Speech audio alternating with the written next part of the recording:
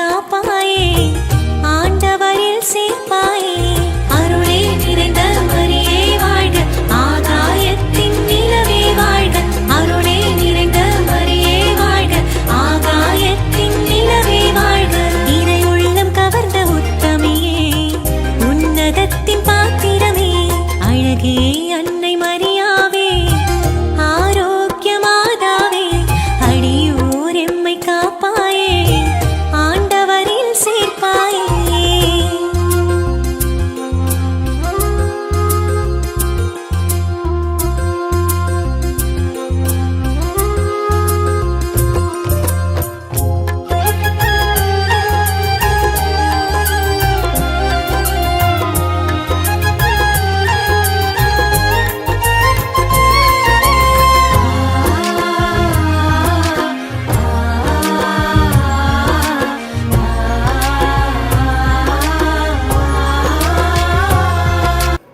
வணக்கம். அருட்தந்தை பால் மேத்யூ மதன்ராஜ் அடிகளாரே. வணக்கம். இலங்கை தமிழ் கத்தோலிக்க ஆன்மீக பணியத்தினுடைய 30வது ஆண்டை சிறப்பிக்கின்ற இந்த ஆண்டிலே நீங்கள் சாட் திருத்தலத்திலே திருப்பயணிகளாக எங்களுடைய மக்களை அழைத்து கொண்டு இந்த இடத்திலே கூடியிருக்கின்றீர்கள். இந்த திருப்பயணம் பற்றிய விளக்கமான ஒரு விரிவுரையை உங்களால் கொடுக்க முடியுமா? உண்மையில் எமது இலங்கை தமிழ் கத்தோலிக்க ஆன்மீக பணியகத்தினால் கடந்த 30 ஆண்டுகளாக நாங்கள் மே மாதத்தினுடைய இறுதி கிழமையில் பிரான்சில் வாழுகின்ற இறை மக்களும் ஐரோப்பா தேசத்தில் வாழக்கூடிய அனைத்து கிறிஸ்தவ இந்து மக்களும் ஒன்றாக இணைந்து ஷாட் அன்னைக்கு நாங்கள் விழா எடுப்பது வழமை. அதன் வரிசையில் இந்த முறை நாங்கள் 30வது ஆண்டிலே காலடி எடுத்து வைக்கின்றோம். உண்மையில் அன்னையினுடைய பரிந்துரையும் ஆசீர்வாதமும் எம் மக்களுக்கு நிறைவாகவே கடந்த காலங்களில் கிடைக்க பெற்றிருக்கின்றது. அதற்கு பல மக்கள் சாட்சியும் சொல்லுகின்றார்கள். இவ்வாண்டிலே சிறப்பாக எமது யாழ் மறைமாவட்ட ஆயத்தந்தை அவர்கள் இந்த சிறப்பு திருப்பலியை 30வது ஆண்டிலே இந்த சிறப்பு திருப்பலியை சிறப்பிப்பது எமக்கு மகிழ்ச்சியான ஒரு விடயமாகவே நாங்கள் பார்க்கின்றோம். இந்த மகிழ்ச்சியான தருணத்திலே உங்களிடம் ஒரு கேள்வி. இந்த சாட் திருத்தலத்திலே 30வது ஆண்டை சிறப்பிக்கின்ற இந்த நாளிலே ஒரு புதிய திருத்தந்தையை நாம் பெற்றிருக்கின்றோம். அந்த புதிய திருத்தந்தையினுடைய வழிகாட்டலிலே திருச்சபை தன்னுடைய பணிகளிலே சிறப்பித்து கொண்டிருக்கின்றது. இந்த ஆண்டிலே எந்த வகையிலே இந்த ஷாட் திருத்தலத்திலே நீங்கள் புதிய பணிகளை, புதிய முயற்சிகளை முன்னெடுத்திருக்கின்றீர்கள்? இவ்வாண்டிலே நாங்கள் எங்களுடைய மக்களுடைய வருகையை நாங்கள் உறுதிப்படுத்துவதற்கும் ஏனைய அனைத்து ஆன்மீக விடயங்களையும் நாங்கள் கடந்த 2 மாதங்களுக்கு முன்பதாகவே நாங்கள் ஆயத்தம் செய்து பாடல்கள், பாதுகாப்புகள், பீடப்பணியாளர்கள், வாசகர்கள் என்று சொல்லி அனைத்து காரியங்களையும் நாங்கள் முனைப்போடு இந்த வருடத்திலே நாங்கள் கூட்டு முயற்சியாக இதை செய்திருக்கின்றோம். ஆகவே இந்த நிகழ்வானது, திருப்பலியானது நல்ல முறையாக நடைபெறும் என்ற இறை ஆசீரோடு அனைத்து மக்களுக்கும் ஒரு ஆசீர்வாதம் நிறைந்த ஒன்றாக அமைய வேண்டும் என்று சொல்லி இவ்வேளையிலே நான் வாழ்த்தி நிற்கின்றேன்.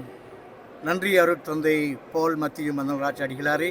இந்த இலங்கை தமிழ் கத்தோலிக்க ஆன்மீக பணியம் எடுக்கின்ற 30வது ஆண்டை சிறப்பிக்கின்ற இந்த ஜூபிலி ஆண்டிலே மகிழ்ச்சியோடு உங்களை நாங்கள் வரவேற்றுக் கொள்கின்றோம். இந்த இணையதளத்தின் இந்த ஒலிப்பதிவினூடாக எங்களுடைய இலங்கை மக்களுக்கு நீங்கள் என்ன சொல்ல விரும்புகின்றீர்கள்? அன்னையினுடைய ஆசிவர வந்திருக்கின்ற அனைத்து மக்களுக்கும் பல்வேறுபட்ட கவலைகளோடும் துன்பங்களோடும் தாயை நோக்கி வந்திருக்கின்றார்கள். நிச்சயமாக அனைத்து பிள்ளைகளுக்கும் தாயினுடைய ஆசீர்வாதம் நிறைவாக கிடைக்கும் என்ற ஆசீர்வாதத்தை இந்த வேளையிலே அனைத்து மக்களுக்கும் கூறிக்கொள்ளுகின்றேன். வணக்கம் ஆயரவர்களே. ஷாட் திருத்தலத்திலே உங்களை சந்திப்பதிலே மிக்க மகிழ்ச்சி அடைகின்றோம். நான் நினைக்கின்றேன் நீங்கள் 2வது தடவையாக ஷாட் திருத்தலத்திலே திருப்பலி ஒப்புக்கொடுக்க போகின்றீர்கள். ஆகவே இன்றைய நாளிலே இலங்கை தமிழ் கத்தோலிக்க ஆன்மீக பணியகத்தினுடைய 30வது ஆண்டை சிறப்பிக்கின்ற இந்த மகிழ்ச்சியான தருணத்திலே நீங்கள் பிரான்சுக்கு வருகை தந்திருக்கின்றீர்கள்.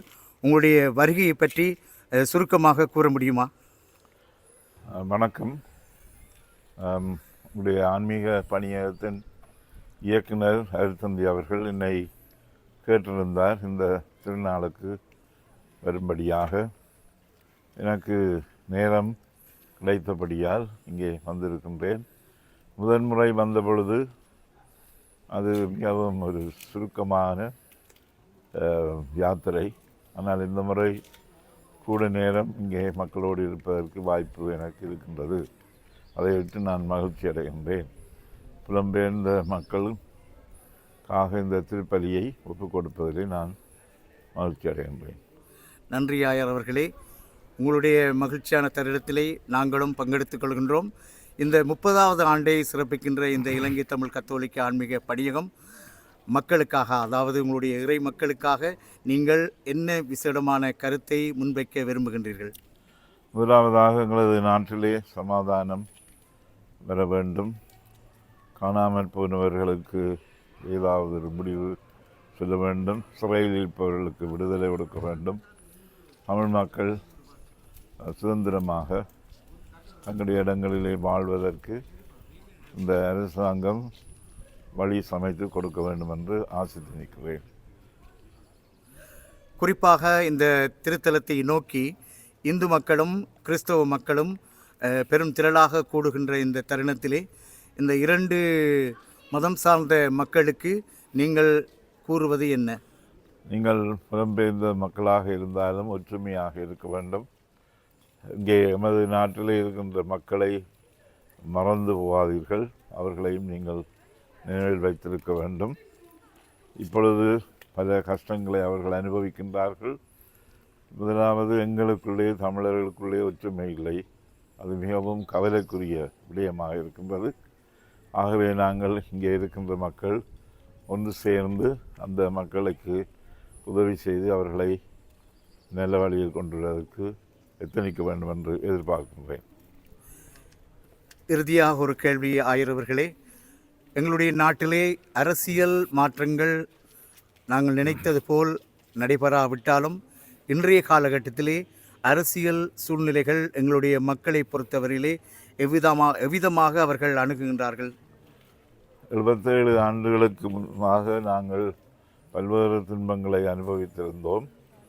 இந்த முறை மக்கள் ஓட் பண்ணது முழு ஆத்திரத்திலே. எங்களுடைய தமிழ் எம்பிமாரிலேயும் அவர்களுக்கு அவ்வளவு நம்பிக்கை இல்லை, உறப்பு உண்டாகியிருந்தது. ஆகவே அந்த ஆத்திரத்திலே தான் அவர்கள் போய் தேசிய மக்கள் சக்திக்கு ஓட் பண்ணார்கள். அதே விதமாக தெற்கிலேயும் ஜனத்துக்கு அவர்களுக்கு மிகவும் ஆத்திரமடைந்தார்கள், தங்களை ஏமாற்றி கொண்டிருக்கின்றார்கள் என்று அவர்களும் அதே நோக்கத்தோடு ஆத்திரத்தோடு தான் போய் தேசிய மக்கள் சக்திக்கு ஓட் பண்ணார்கள். எதிர்பார்ப்புகள் அதிகம். நாங்கள் யோசிக்கின்றோம் எவ்விதம் இந்த அரசாங்கம் இதை கொண்டு நடத்தப் போகின்றது என்பது ஒரு பெரிய ஒரு கேள்விக்குறியாக இருக்கிறது.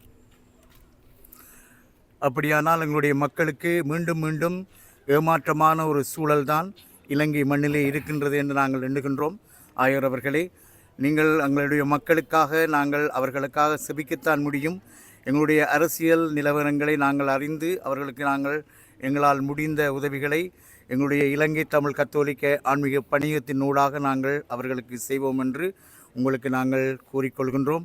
இருந்தும் எங்களுடைய அதாவது பிரான்ஸ் மண்ணிலே வாழ்கின்ற மக்களுக்கு இந்த நாளிலே நீங்கள் சிறப்பு செய்தியாக என்ன செய்தியை நீங்கள் அவர்களுக்கு கூற விரும்புகிறீர்கள்? இறை விசுவாசத்திலே வளர்ந்து வாருங்கள். மற்றவர்களை சகோதரர்களைப் போல் மதித்து நடவுங்கள். இறைவன் உங்களை நிறைவாக ஆசீர்வதிக்க வேண்டும். மரியன்னையின் பாதுகாப்பு எப்பொழுதும் உங்களுக்கு இருக்க வேண்டும் என்று இந்த நேரத்திலே வேண்டி நிற்கின்றேன். நன்றி ஆயர் அவர்களே. நீங்கள் இவ்வளவு பொறுப்பான நேரங்களிலும் இந்த மணித்துளிகளை எங்களுக்கு உங்களுடைய அனுபவங்களையும் உங்களுடைய ஆசிகளையும் வாழ்த்துக்களையும் தெரிவித்தமைக்கு எங்களுடைய இணையத்தின் சார்பாக மனமார்ந்த நன்றிகளை தெரிவித்துக் கொள்கின்றோம். உங்களுடைய பணிகள் சிறக்க நாங்களும் உங்களுக்காக செபித்து நிற்கின்றோம். ஷாட் அன்னை எப்பொழுதும் உங்களுக்கு உறுதுணையாக இருந்து உங்களுடைய பணிகளை ஆசீர்வதிக்க வேண்டும் என்று நாங்களும் உங்களுக்காக மன்றாடுகின்றோம். நன்றி, வணக்கம். நன்றி, வணக்கம்.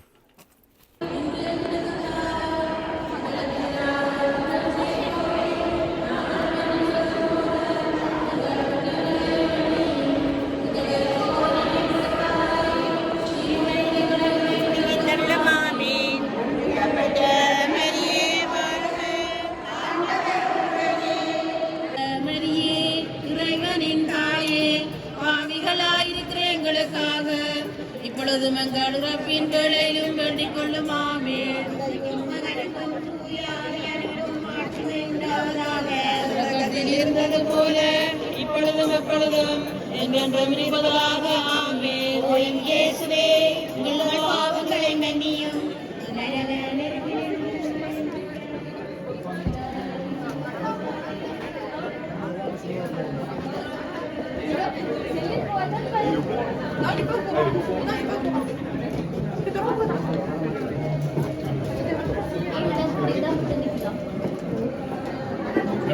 சரி